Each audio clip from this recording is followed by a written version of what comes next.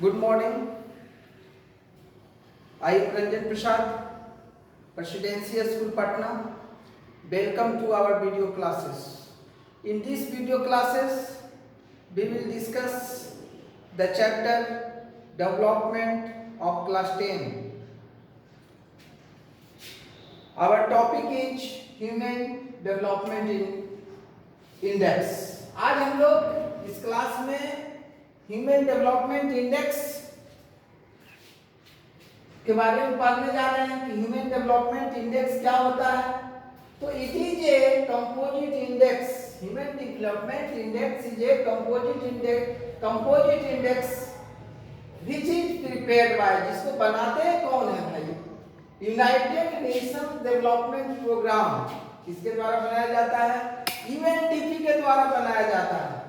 और वह किसके द्वारा? उसको जो एनुअल ह्यूमन डेवलपमेंट रिपोर्ट होता है ना, उसके द्वारा यह यूएनडीपी जो कंपोजिट इंडेक्स प्रिपेयर करता है उसी को हम लोग ह्यूमन डेवलपमेंट इंडेक्स कहते हैं। तो हम लोग फिर से समझेंगे।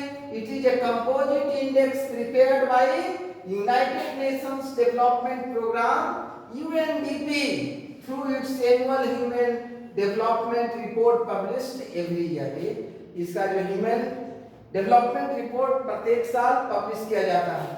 इट कंपेयर्स, क्या करता है ह्यूमन डेवलपमेंट इंडेक्स का वर्क क्या है?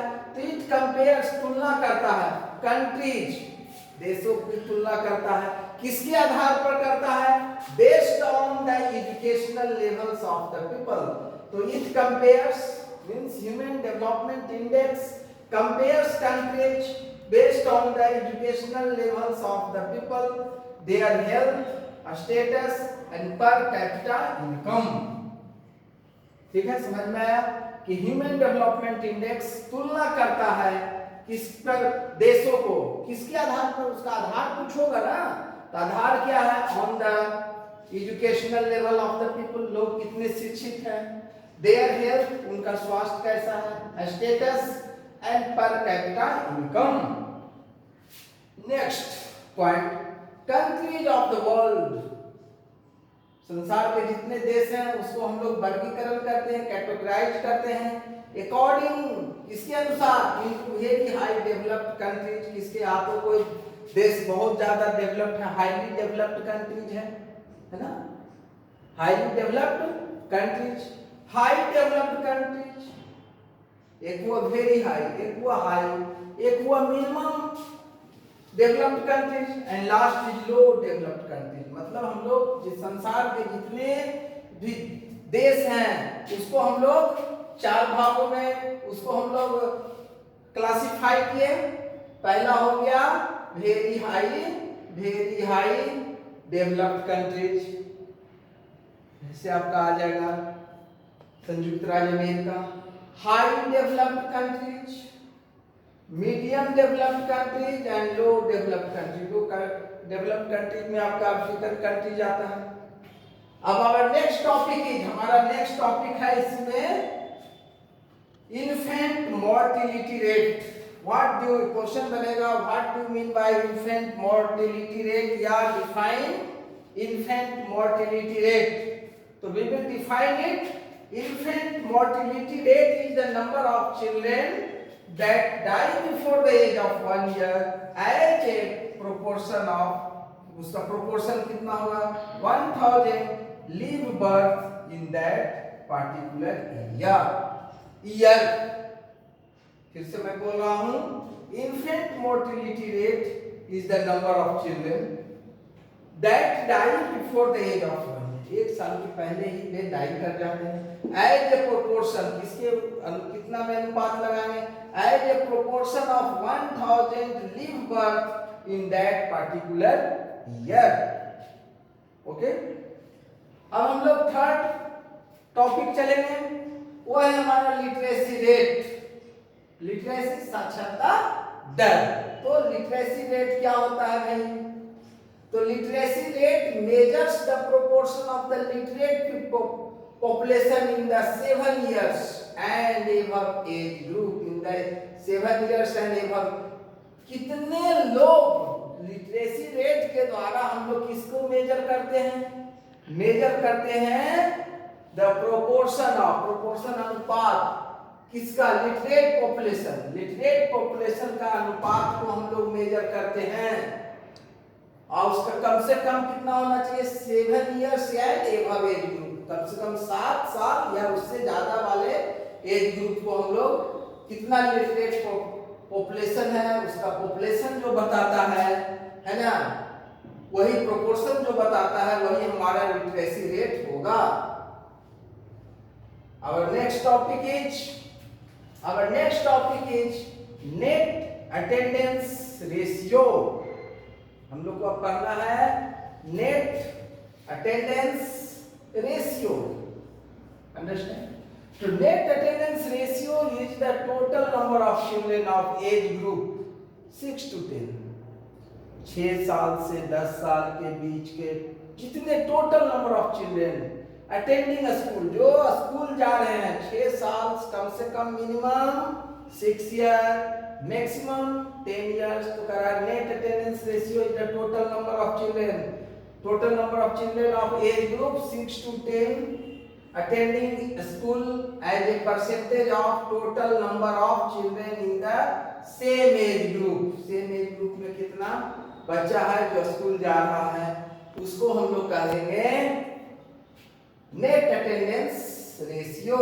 Total number of net attendance ratio is the total number of children of age group 6 to 10 attending school as a percentage of total number of children in the same age group.